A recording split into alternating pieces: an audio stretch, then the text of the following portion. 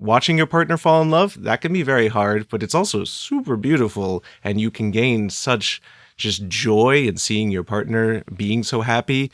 That person can bring crazy fun things into your life. They could be an awesome cook. We could all hang out, play games. You mean the person that she's she falling falling in love with? Yeah. They can also suck. They can also suck. Yeah.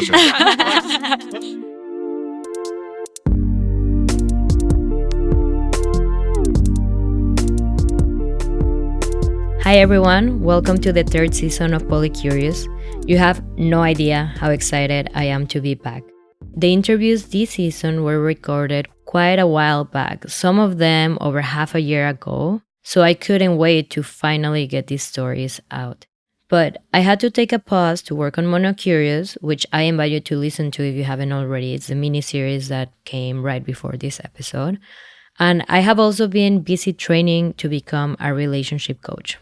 So before I start telling you about our wonderful guest today, I wanted to announce that I am officially taking clients for coaching.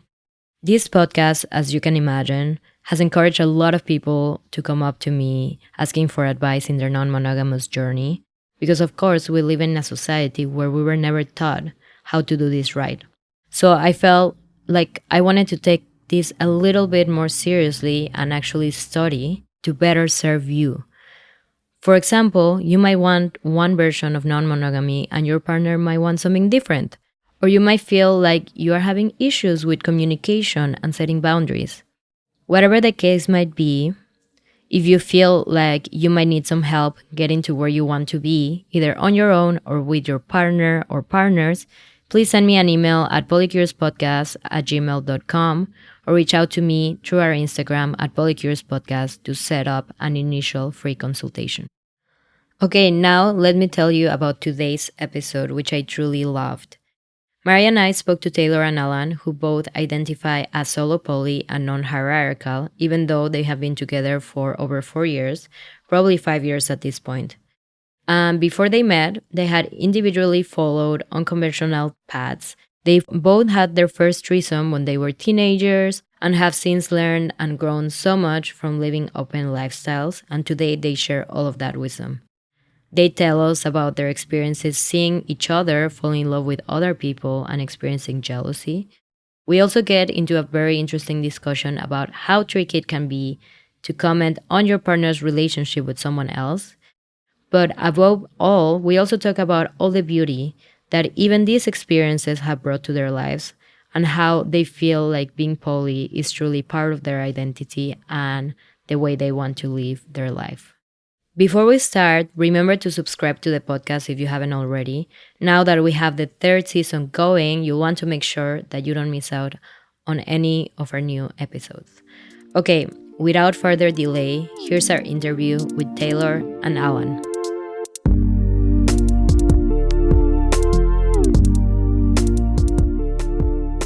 Welcome to Polycurious. I'm so excited to have you guys and to have this conversation with you. I mean, I guess like most guests, you are just people in the community who have what seems like a lovely non-monogamous relationship. So yeah, I can't wait to hear more about that. Yeah, and I've known you guys for a little while now, so I'm just excited to dive a little deeper with you as things are always changing and evolving. Just curious kind of over the last couple months where you guys are at now. And yeah, so if you guys want to start with, just introducing yourselves and how you would like to be noticed in this podcast. So my name is Taylor. Online, you can find me on Instagram under Velvet Succubus. And I've been poly for, let's say, almost 5 years now. I've identified as solo poly that entire time. And Alan and I have been together for 4 years now. Mm-hmm. Yeah.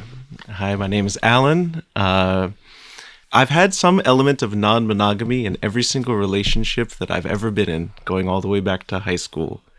I discovered when I was 16 that I had a kink for watching my partner being fucked, and that kind of just spiraled outwards towards threesomes, group sex, and starting to explore non-monogamy in various forms. I didn't find polyamory or like words for it until probably about 8 years ago. And from there, explored multiple long-term relationships and feel that non-monogamy is something that is very intrinsic to who I am as a person, because I've seen it just pop up throughout my life.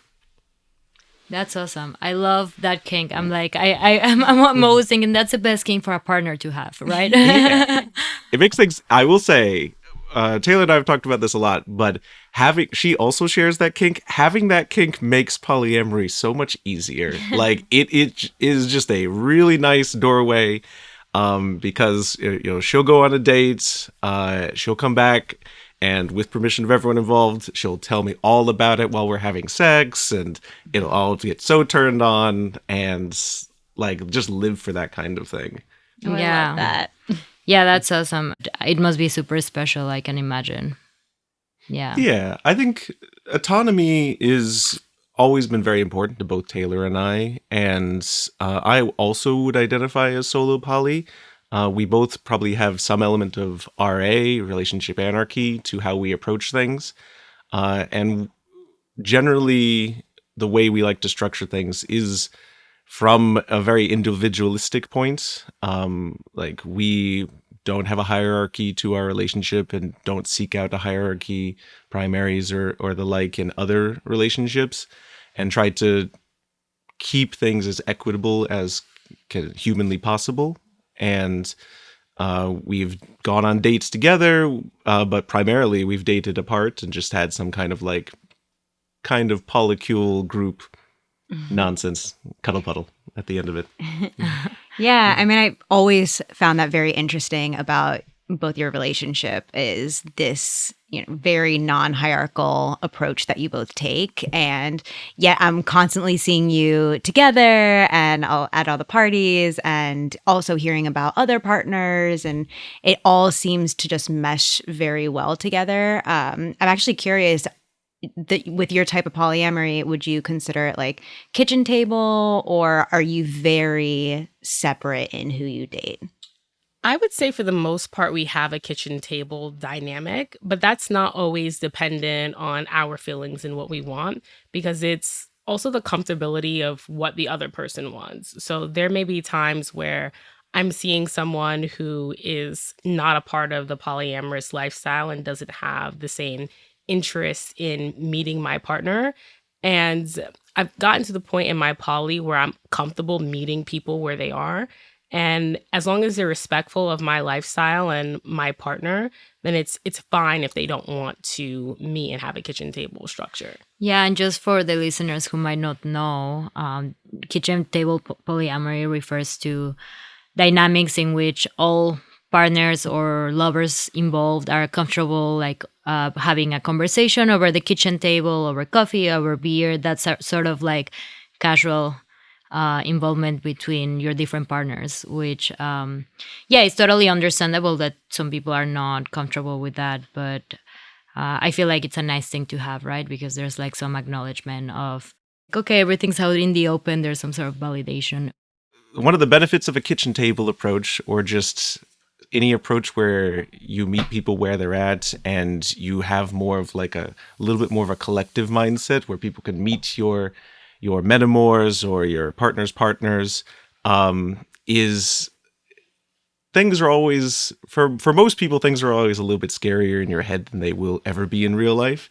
So and true.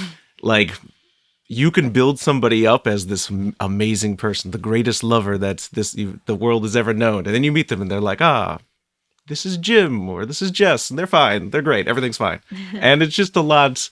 I think it takes a lot of the edge off for people in general if you just have like more frames of reference. I'm also curious because my understanding of solo polyamory, in a way, yes, that's what you are doing, but you guys have also been together for 5 years, right? So I feel 4 like, years. 4 oh, sorry, for 4 years. Yes. So I feel like, for a lot of people, that wouldn't be solo polyamory, right? Yeah. Well, it's all of these words, like we give them definition. So when I go on dates, I ask people, what is their idea of poly and what's their ideal relationship structure. So Alan and I spend tons of time together. We don't live together. We actually both live we live in Jersey City, and we live like 5 minutes walking from each other. Oh, really? I didn't know that. Yeah. That's so nice. Yes, it's very so convenient. we spend a lot of incidental time together, which is very nice in my opinion.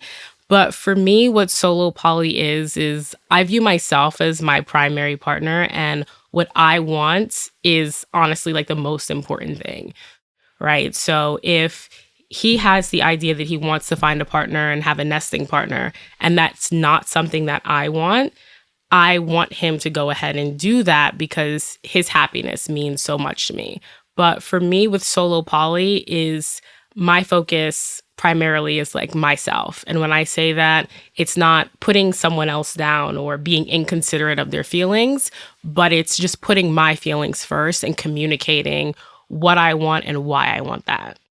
Yeah, that's what I really liked about what you said too, is that you kind of meet people where they're at, but you also ask them what does poly mean to them, so that you can kind of gauge and get an idea, based off of what their experiences are. Do you have like a checkbox or checklist that you kind of tick off whenever you're dating a new person of like, okay, this isn't going to work because they don't define poly as this way, or they don't define these specific terms? I would say yes and no, right? Because I'm comfortable meeting people where they're at. If they're in a different place with their poly, as long as I don't view them in an unhealthy state, then I can usually say, okay, I'm willing to date this person, but I also need to have these boundaries to kind of like protect myself. So a good example would be if I'm dating someone who's poly that wants to find a primary partner and someone to live with, I know that I'm not going to be the person that can give that to them. But that doesn't mean that we can't have a good time and really deepen our connection, even with me knowing that they're going to be looking to find someone to live with at some point. It just means that you might have to tell them like, okay, cool, you're in that journey. Just so you know, I'm not going to be that person for you, right? Yeah, it's all about setting expectations. And the more reference use you get for even just like people doing their own monogamous thing, their own versions of poly, because everyone's doing a little bit different things, you just are better able to figure out where you're going to fall on the spectrum. Yeah, and hopefully with what you guys are sharing, people listening can also figure out where they fall on the spectrum. So to take it a little back to maybe your journey, so you guys mentioned that you met about 4 years ago, and Alan, you mentioned you always had some sort of version of non-monogamy in your life. So maybe tell us a little bit about that. Like, how did you deal with that when you were younger? Like, I think you mentioned high school or something. Yeah, so 16 was my first non-monogamous experience. I had a high school girlfriend who I ended up dating for 5 years, and just really wanted to do a threesome with another man, and got that happening. So did you tell her? Yeah, it started out by just discussing fantasies. It definitely started in the realm of just like, let's role play that someone else is in the bed with us together. And how do you feel about that? What excites you?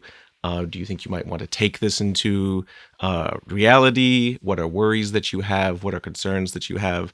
And just trying to figure out what is the best way to comfortably approach this. And we were able to navigate that and approach sex in a very matter of fact, like rational kind of way. And had friends who were also very game for things, and just explored from there. And every relationship I've had has had some level of non-monogamy to it.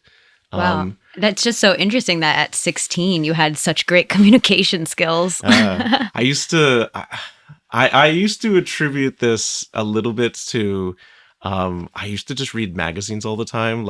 I'm not gonna say the best magazines. Sometimes it was Cosmo. I worked in a grocery store, but I would just read every magazine and I'd see the questions. I would just like think about how I would want to talk about all these different topics, and like just get to know someone. And curiosity is like a major like drive for me. It's a turn on for me. So I just kind of want to get to know everybody and figure out what makes them tick. And that helps out a lot. And I think there's some things of my background that added into this. Not least of which, funny story, my brother also happened to be polyamorous, so we can blame my parents in some form or fashion. What influence from your parents do you think that? So I think there's a cross of things. My parents were not the most emotionally available people in the world. They didn't show love through physical touch or words of affirmation. Those happen to be my two main love languages. So there's definitely like a trauma response there where like I'm seeking those out, and that probably led me to want to seek out more like engaging emotional relationships. My parents are actually hermits. They have no friends and they don't interact with almost anybody else except for my brother and I. So they have zero outside relationships, not even friendships. So I have some suspicion my brother and I rebelled a little bit in terms of like branching out and wanting to hold on to more relationships because of that. But my parents are also very accepting and very like, they always presented a very comfortable and safe, kind of rational space to explore emotions and explore things like sexuality. I always used to make a joke that I could come home to my parents at any point and say, "Mom, I'm a gay Buddhist monk now," and there would be like zero follow-up questions to that. Yeah. Like, so I always knew that they were just going to be cool with it and they were going to support me and love me. And I think that allowed me to feel a little bit safer in myself and a little bit less worried about like what other people might think or judge, and allowed me to explore. That's so interesting. So are your parents like self-declared hermits? Like, do they say like, we're hermits, we reject society? I don't think that self-declared, no, but like there was never a time where a family friend came over during my entire time growing up. My parents retired and they haven't interacted with anyone besides my brother and I and partners we bring over in that time. What did they do for work? They're both accountants. Okay. Very logical, rational kind of thing. Okay. Interesting. How about you, Taylor? What was your journey before meeting Alan? It's funnily enough, I have a similar story. I had my first threesome when I was in high school as well, around 16. I never really felt super jealous. And I was always very sexually curious and wanted to have fun. So although we weren't dating other people at the time, we were like sexually exploring with our friends. I also ended up dating a guy when I was 18 that was 19 years older than I was. And he left his wife to be with me. And eventually his wife and I ended up becoming friends. Yeah, wow. So I have a very interesting progression there. I knew that after I left that relationship that I didn't want to be in another monogamous relationship, because at the time I was dating a lot of men who were much older. There was a very big power dynamic, and they were also very controlling to where I wanted the opposite of that. So in my next monogamous relationship, or it was monogamish, I could say, I was very upfront from the beginning that I didn't want to have a traditional monogamous relationship and I wanted to explore with other people. At the time, I didn't realize that poly was even a thing, right? I knew that swinging was a thing, so that's what we started doing. And I remember saying to my partner at the time, we'll call him P, that I wanted to have 4 boyfriends, and I knew that I could handle having 4 boyfriends. And he was a very monogamous person and did a lot of things to kind of like please me. And eventually that just doesn't work. So we ended up splitting up. And then I said, I'm going to live my authentic life. Like, I really do believe that I can have 4 boyfriends. Little did I know at the time that there's like only but so much time. So much time. Yeah, I was about to ask. I was like, I don't know. I don't even know if 2 is possible. How like time wise, or like 2 is possible. I mean, possible for sure, but practical. Yeah. 4 boyfriends is a different thing. 4 boyfriends has not happened yet. And after being poly for almost 5 years, I don't think that I could maintain 4 long-term, like, serious relationships. It depends, I think. Again, it all depends on where you draw the line on how you define these relationships and what a long-term serious relationship is. Well, let me rephrase then. I don't think that I could maintain 4 relationships where I'm seeing someone once or twice a week. Exactly. Sure, That yeah. was also my definition of it. Yeah. But I don't want to let this pass by. How did you become friends with your ex's wife? So we became friends because he was in so much pain from like ending this relationship. This poor man he wouldn't want to cry in the house, so he would cry in his car after getting home from work because he really loved me.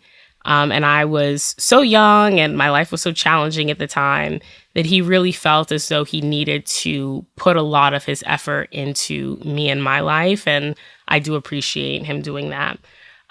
But because of seeing his experience and all the pain that he was in and not being a jealous person, I said, yeah, sure. Like, spend time together. You can also invite her over.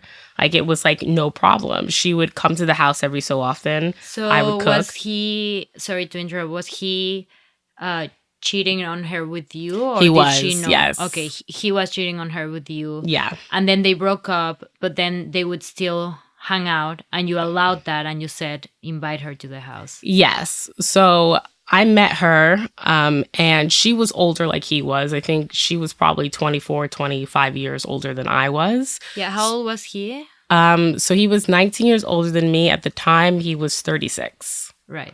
Right? Because I met him, I was 18. So from seeing his pain, and also like I'm an empath, so I was very comfortable with them having time, spending it together, all three of us spending time together. And it was very awkward for me because I was 18 and I didn't have a lot of relationship experience. This was my first adult relationship. And how we all ended up becoming like friends was I just apologized to her, right? I was 18. I didn't really understand the magnitude of getting involved with this guy who was married. I just didn't know. So I apologized to her and explained to her that I really did care for him and love him. And she accepted my apology, but also let me know that it wasn't my fault because I was not in a relationship with her. And we just, through that, acknowledging what happened and acknowledging my error, I think that that's how we kind of began to establish a relationship. And we had a time where her and I, without him, got completely wasted at a bar, and we all slept in the same bed together. And he was like, I have never felt happier in my life. I have both of these women that I really care about together in this space. Right, but you never had sex or anything. It was no. a friendship. Only. Yeah, no, it was never sexual between her and I.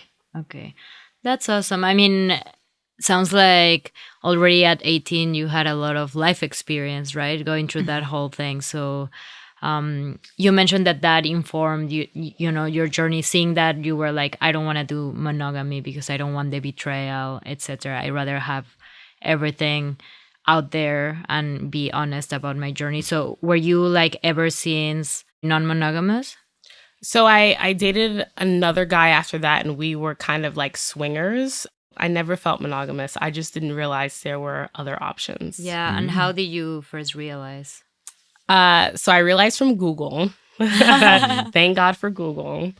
And then once my relationship with the guy where we were kind of like swingers ended, I immediately was like, I'm going to go to a meetup. And Poly Cocktails did an off branch of Poly Cocktails in Jersey City, where I live at the time, well, now. And I went and I ended up meeting some people. And there's like how the burner community overlaps with poly, there's also a nudist community that overlaps with it. Oh. Yeah. I didn't know that. Yeah. So I ended up meeting some friends who were very big in the nudist community, and then got recommendations for different parties. And then I went to Dances of Ice, and I met a dom there who, we'll call him R. He lived at Hacienda, and he was like, I think you would really like to come to a Hacienda party. Like, why don't you check out one of our socials? And I think that you'll find community here. Yeah, and Hacienda is a community house, community living space. It's a sex positive community Yeah, living yes. space. Or Yes. sorry, Yeah, I'll let that's you fine, go. Sex positive community space. It's people who live there who are involved in the sex positive community. they also have places you can rent out, and they host their own parties, as well as people rent their space for parties, workshops, events, teaching about either kink or general non-monogamy topics. Yeah, you can follow them on Instagram. I think it's Hacienda with Has- their Instagram. Hacienda community. It's Hacienda Yeah. Community On Instagram. Awesome. Okay, great. And how did you guys meet? We met on OkCupid. Yeah. Oh, wow. Yes, which is pretty. It's a pretty good. As far as dating websites go for non-monogamy, it's pretty good because you can search by only non-monogamous people, which helps out. But I've met quite a lot of partners off of OkCupid in my time. But yeah, Taylor and I met on OkCupid, and we went on a hiking date and just started talking. And That was your first date, yeah, hiking? hiking. Oh, what I a know. great first Yeah, date. that's right. And then just we just have always felt like very good best friends, just rabbling on each other for most of our relationship. Yeah, I always felt like from the moment I met Alan that I met him in a previous life, and we were like really close. So there's always been that level of comfort there with Alan to where I can share everything about my life. He's such a great listener and communicator that it was just very easy. It's great that you guys are so aligned in the way you are thinking, and it sounds like you have a great relationship. But what have been some of the things that have been maybe a little bit more challenging in this process?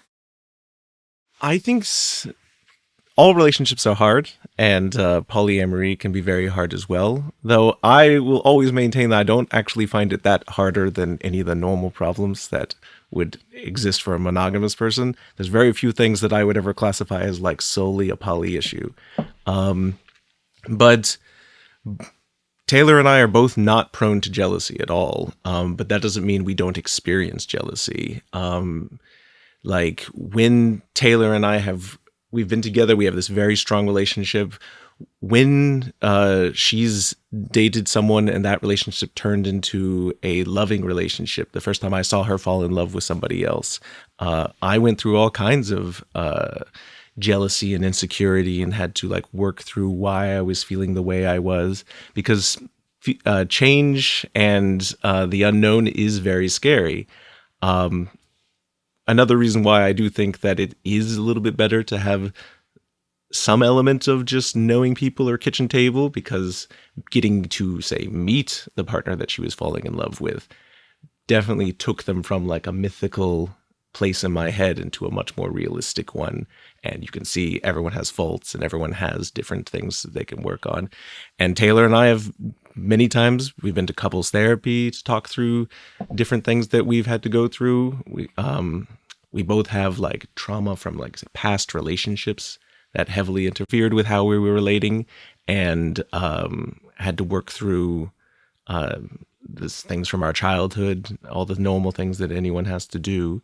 I think that Taylor and I have always been able to, because we are both on a very similar emotional wavelength, and we both tend to be very even-keeled, it helps with our conversational ability, our ability to talk through things. Anytime we had a couples therapy session, we would go to the hour of couples therapy and then talk for 3 hours after that, like without fail. That was how it was. And we just tried to meet each other where we're at, even when we were struggling, even if we knew why we were struggling, but we were still struggling because trauma is a bitch sometimes.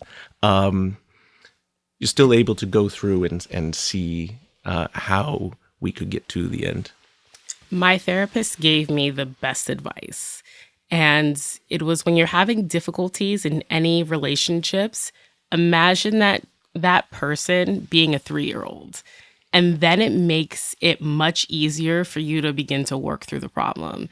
Because instead of looking at them as, oh, this man or this woman that I'm fighting with, they piss me off so much, you see them as a child and you think about all the times they shared with you, difficulties that they went with, and it just turns up your sensitivity and your empathy to where it's much easier to come to a rational decision versus a decision that is rooted in high emotions.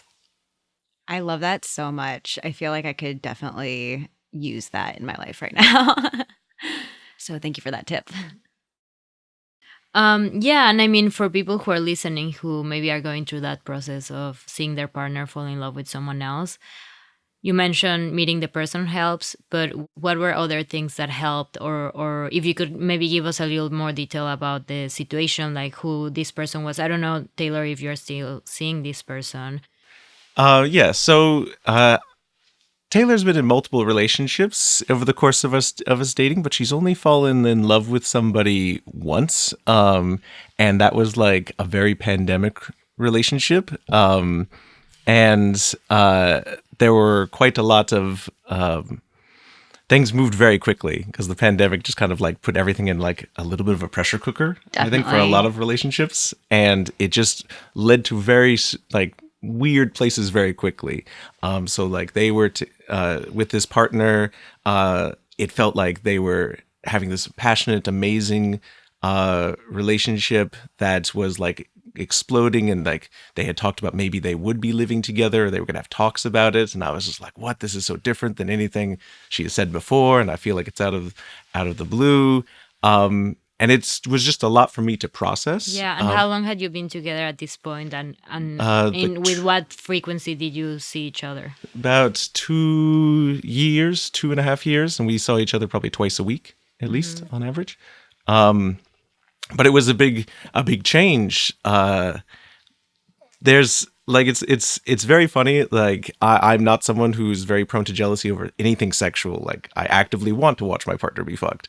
But like there'll be something that will trip up your jealousy triggers.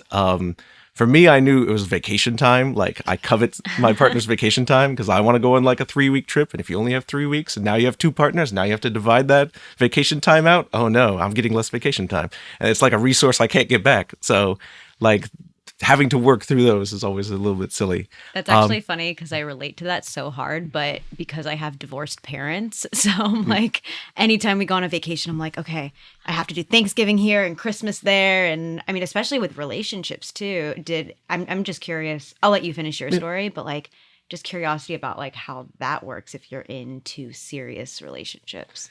There's a lot of overlap between like divorced parents and like just sharing space and sharing energy in someone you might love. Like there's a lot of parallels that would go. There's only one Christmas. If Christmas is really important to you, and it's important to two different people, now you got to either do it all together or figure something else out. But I mean, you just figure it out. Like maybe Christmas is Christmas Eve over here and Christmas Day over there. Like you compromise, just like every divorced parent has to compromise. It is something that's definitely took a bit for us to work through. Like whenever someone's experiencing jealousy, I think it's always good to look within and see what it is that might be triggering you. I always go back to this example with a previous partner who she had been seeing someone who she also was in love with, and I had talked to my partner about we're going to go see this Captain America Civil War movie, and we had made plans, and then like we had to miss the day for something, but like we'll do it later, and then like a week later she ended up going to see Captain America Civil War with her other partner, and I remember I was so upset, I was furious. This was the worst. It is completely wrong to me in so many ways, and to this day, I've still never seen Captain America Civil War, and I have no interest in it. Like, that movie means nothing to me. I wasn't really upset over that particular movie. I was just wanted some kind of, like, connecting time. I wanted a date time. I wanted to plan something. And I was feeling like, we missed ours. You got to go on one. And now I'm feeling some kind of a deficit here. So what I really wanted had nothing to do with this other person or this movie. I just wanted a date. Let's put it on the calendar and do it. And that's usually a really good rubric for almost any problem that revolves around jealousy. Because if you just peel back the layers of the onion, figure out what is the triggering element for you, what is something that you just need? What do you need right now? Jealousy is often just like a cry for like, I want something, I need to be hugged, I need to have sexual connection or something. And you just figure that out. The jealousy is the surface level emotion, right? Like what's at the bottom, right? Because it's probably going to be exactly how Alan described, where it could be that you're not getting enough time with this person, or you want very specific time with them, and it's just coming out as jealousy. Yeah. How about you? Have you ever felt jealousy with Alan? Oh yeah, I've definitely felt jealous because Alan is my baby, right? And I'm like, how dare anyone do something to him? Like, I love him so much, and I definitely have like a big mothering, nurturing side to me. For me, what eases my jealousy is more information, right? So if I can know this person, I can see them with you, as long as I see that they're not problematic and taking advantage of my sweet angel, then I'm fine. Right. Then it's like, okay, you do your thing. Like I could care less. Like I want you to just have a good So time. your jealousy sounds like it's more of a like protectiveness Yeah, Alan's the baby. coming out. Yeah. Yes. Like different kinds of things. Like I'm very protective as well over Taylor. I think that one other things that that relationship that she was in, when it started to veer into, say, a less healthy place for both Taylor and her other partner. One of the things that I think is very difficult in navigating non-monogamy is, as someone who is very big on autonomy and thinks that people should be making their own decisions, it is always a tricky minefield to cross on how much of your opinion you want to be giving on your partner's other partner and their relationship, because it is very easy for that to come from a place of jealousy. It is very easy for that to come from a place of fear that you make sure you need to unpack. It also can come from a place of being very protective. But also, are you being overprotective? Like, let people make their own mistakes sometimes. Like, you need to know where to draw the line on that. That line is very hard for everybody. And that is just always going to be something that you will have to approach by checking in with yourself, by checking in with your friends, checking in with a therapist, trying to reassess, like, how am I approaching this? What is the impetus in me that is driving me to this? And am I coming from it in a place that I feel, I know, I'm giving space. I'm not trying to overstep boundaries. I'm trying to be very respectful. But hey, I see something might be a little wrong. Let me cue you in. Let me give you some information. Yeah. Yeah, I think about that a lot because, for example, when I'm dating someone, I always look for sets approval, or rather I call it the set stamp.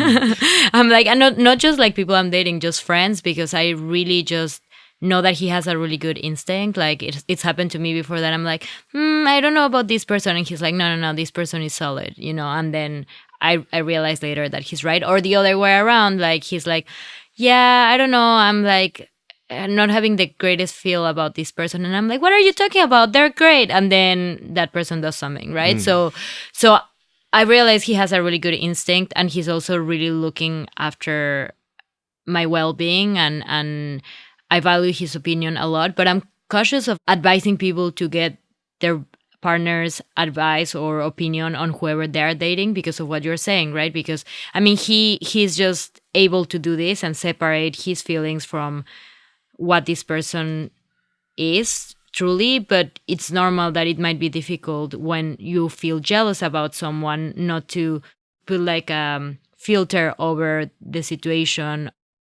whether and you are able to recognize, okay, this is coming from jealousy or this is coming from a true concern from my partner, right? But sometimes like figuring that out is not the easiest. Yeah, it's very challenging to figure out, but I think in this situation that Alan's describing is a few things, right? It's one, when your partner is dating someone that you may not view as the healthiest person, is like, do you trust that your partner is going to be able to figure this out and there's not going to be any long-term damage that's outside of like emotional turmoil, right? And in this particular situation, although Alan was able to see things that I wasn't as clearly able to see because I was in love, I was still very cognizant of them. So it was, hey, I'm concerned about X, right? Okay, I see it, but I don't care. Like, I love this person and this is the path that I'm going to go down.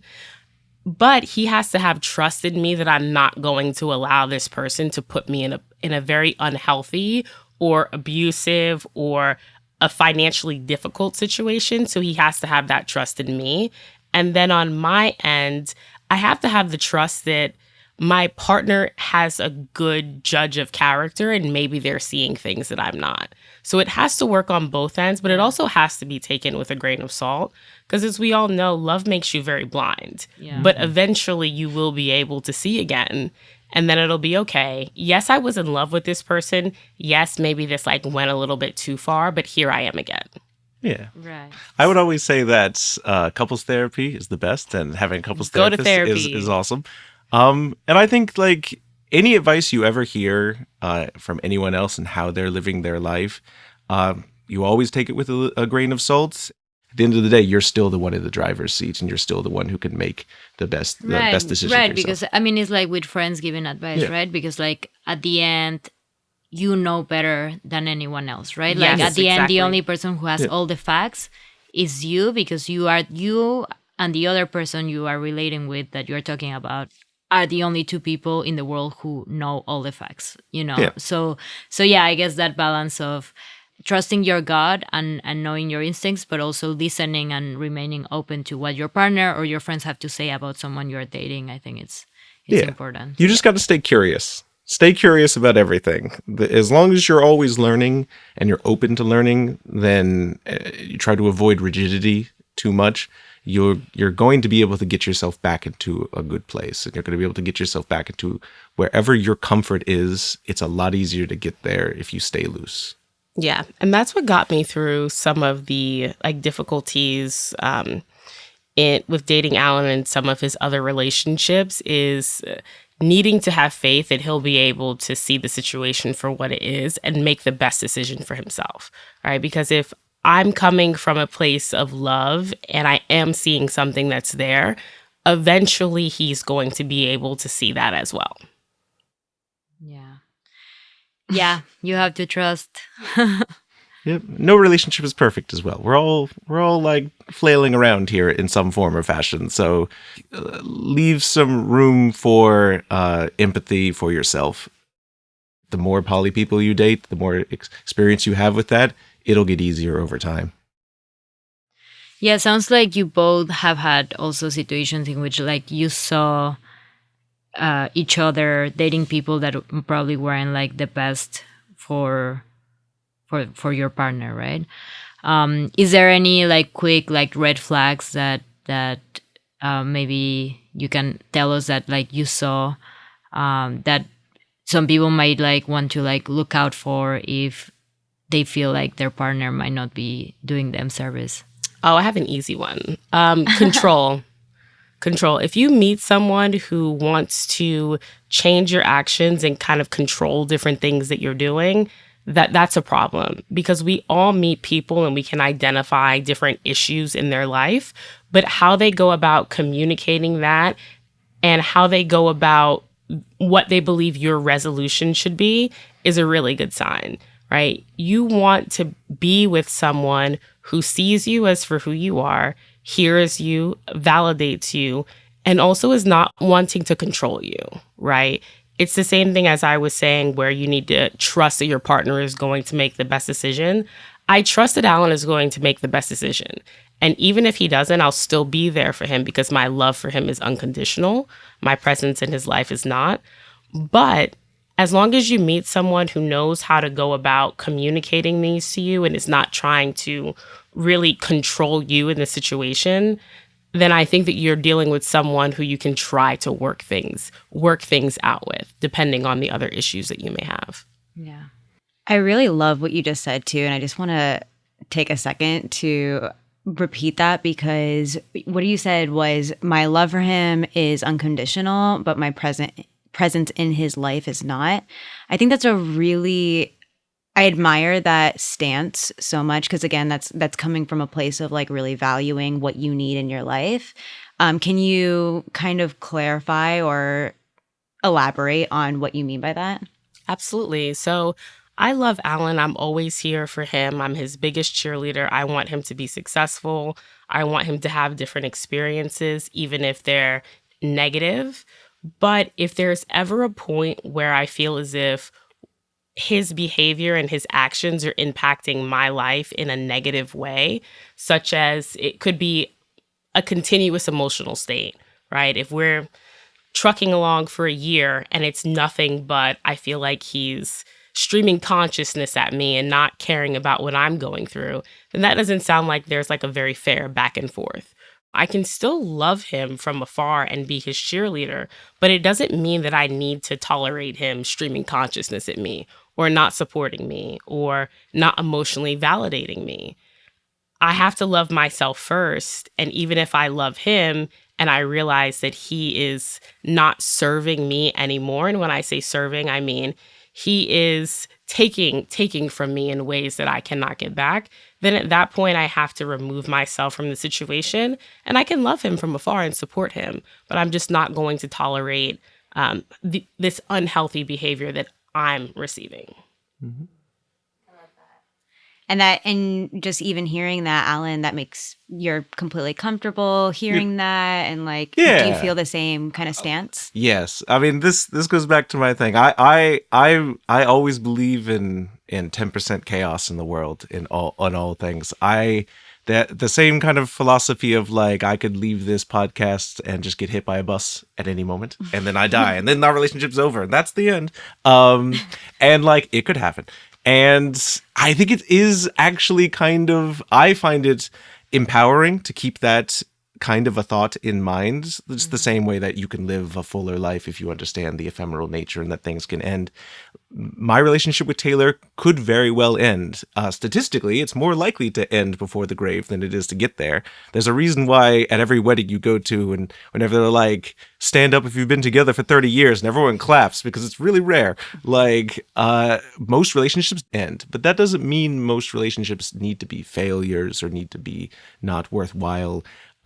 I've really enjoyed the 4 years that Taylor and I have been together, and if it was to end tomorrow through bus or otherwise, I have had such great peaks of love and connection and been able to grow and change and evolve as a person through knowing her, through being empowered by her, through the support she's given, and just the way she's shown me how she lives her life, how we've managed to coexist together and create something special, that there's no way, regardless of whatever happens, that this relationship would not be meaningful, impactful, and a true expression of love, as I'll keep all the way to my grave.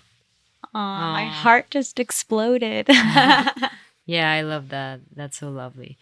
Well, I mean, we kind of already touched on the beautiful things about your relationship, but is there anything else before we move on, giving advice to listeners that is like really fulfilling in your relationship, or more generally in non-monogamy? Like, if someone were to ask you why do you do this, or what's special about your relationship, what would you respond? If it's so much work and requires so much communication and sometimes therapy and sometimes seeing your partner fall in love with someone else and sometimes feeling jealous and all of that, like, why are you still doing this?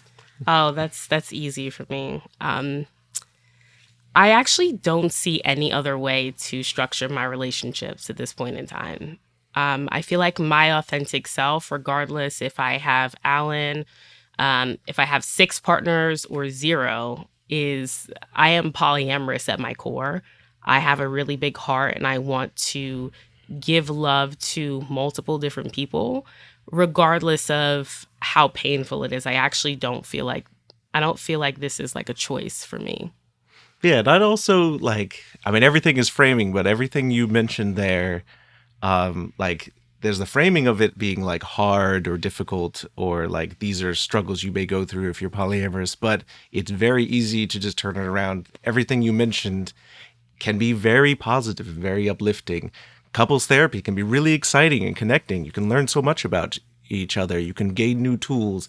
The work that you put into relationships makes them really special and wonderful. Watching your partner fall in love, that can be very hard, but it's also super beautiful, and you can gain such just joy in seeing your partner being so happy. That person can bring crazy fun things into your life. They can be an awesome cook. They can we can all hang out, play games. You mean the person that she she's fallen fallen in love with? Yeah. They can also suck. They can also suck. Yeah, sure. but more often than not, if most of the time that Taylor's been into someone, I've wanted to hang out. I wanted to play games. It's nice, set up a D&D game. You get more people in there. There's oh my God. there's lots of things that you could do. I've been on multiple partners I've had that I've gone on long-term trips with, and just experiences I might not have. I had a partner who dated a man from Greece, and he took the two of us or the three of us all through his quaint Greek village and showed us his olive press and things like that. I just wouldn't have that unless I could go date him. I would have dated him maybe, but without the ability to go out to just experience people, just the possibilities that open up to you are endless. You're able to relate on a very deep level. I used to make a joke that there is polyamory is a nice way to fuck your way to friendship, and there is a little bit of truth to that, because sexual motivation is really good motivation sometimes. It's sometimes hard to make new friends, but if you might want to fuck those friends, then you're hey, I'll put some energy into this. It helps out. Thanks. You know what? Typical man. I mean, I kind of like that, because I was reflecting on it, because I saw someone I used to date the other day at a party and this past weekend, and I was like, I just want to tell you I love you so much. Now we're friends, but I just wanted to say, because of the relationship we have, I love you so much. And he's not the only person that I've dated that I've expressed this to. And as someone who, at least so far, has been mostly dating around, I haven't had a serious partner besides my boyfriend. Sometimes I'm like, well, what's the point? What's the point if I'm anyways going to break up? And yes, it's fun and exciting at the beginning, but then I just move on to something else. Why am I, losing my time? In parentheses for those who can't see. Because then you become friends with the people. I feel like, now that I think about it, now that I reflect on it, I might not see them in the same way, but we can still meet up as friends. I still value and treasure all the things that I gained from learning from them. And at the end of the day, I wouldn't say that it was a waste of time. I've also learned so much, not only about the world, but about myself through those relationships, right? Yeah. It is it makes life a little bit unsteady, and it's sometimes not ideal if you have other goals to be distracted by dating. But hey, I still have my podcast. I have a job. I'm still doing the things, and right. and I'm fine, and I have my friends and everything. So I think at the end of the day, is worth it for me, at least. Yeah. And it sounds like it's worth it for you as well. Yeah, because relationships can change structure. So I had a guy that we dated for 6 months, and we've been broken up for almost, I guess, 2.5 years now. And we're still really good friends. We go to shows together. We talk on the phone pretty often. And he lets me crash at his place in Manhattan. And we have hooked up only one time since we've been broken up. And he is really close to me. The relationship that I have with him is so beautiful. And it all formed from a sexual, and I wouldn't necessarily say our relationship was romantic, but it was sexual and very intimate. Very friendly. Yeah, intimate. And we now have this beautiful friendship.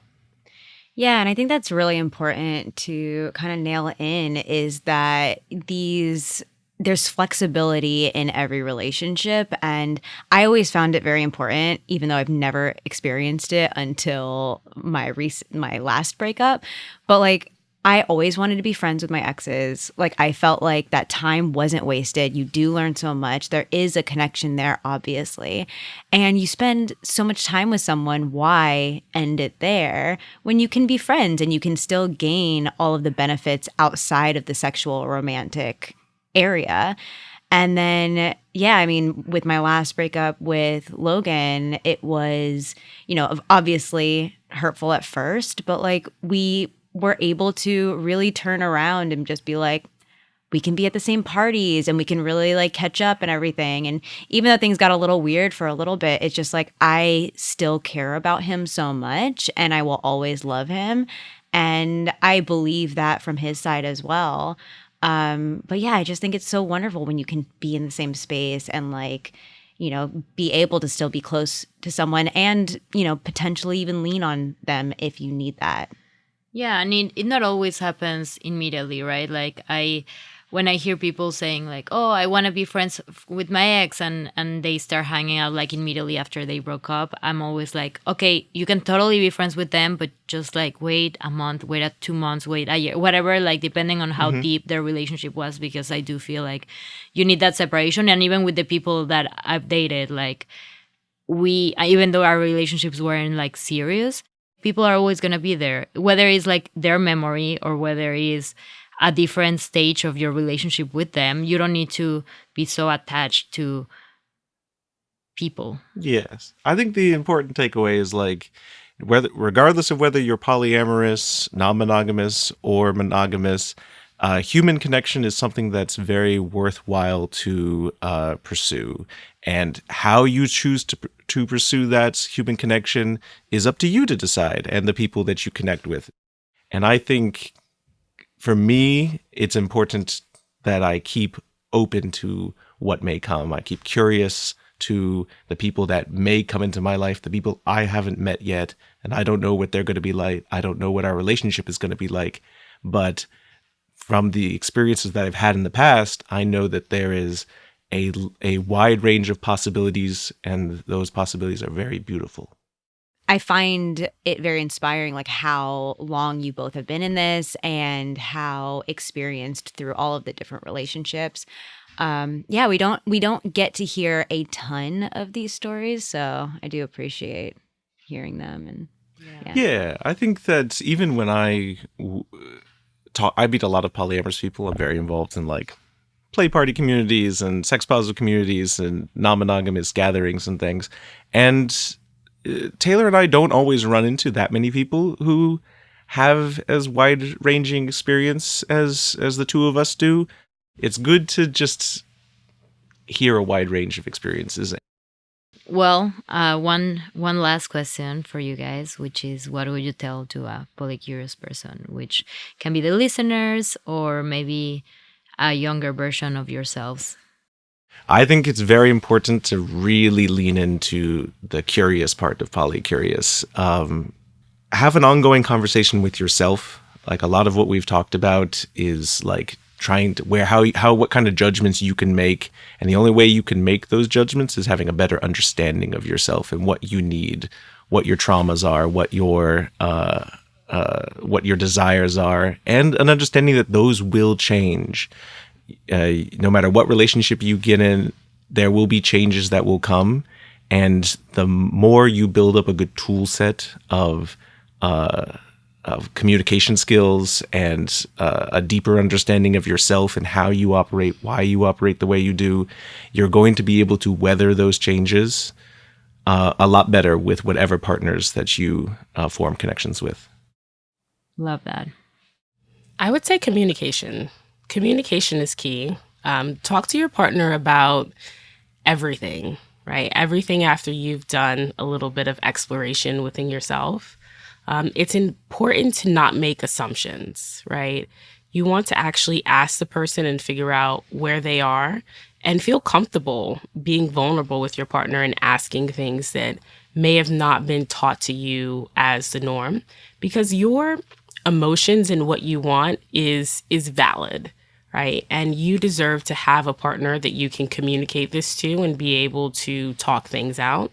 Another piece of advice that I would give is to take some time to sit with your emotions and really think about how you feel with something and if you're comfortable with it and where your boundary is. Because again, your boundary is not wrong. You just need to actually sit with yourself, get to a place where you're comfortable accepting that that's where you are, be kind to yourself, communicate that to your partner, and then figure out what is best for you, and they figure out what's best for them, and then you guys come to some sort of middle. there is no conversation that shouldn't be had. Yeah.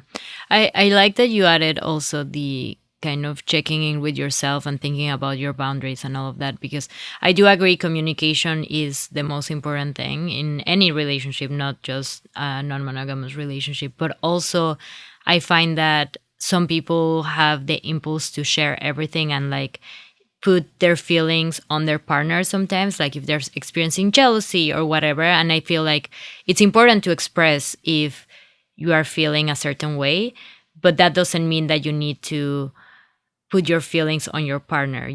That might be a conversation that you can just have with yourself and really like examine with yourself. So I think that both go hand in hand. Well, thank you guys so much, really, for everything you've shared. I'm sure so many people are going to benefit from this and resonate with so many of the things you said. So, really appreciate you. Well, thank you for having us.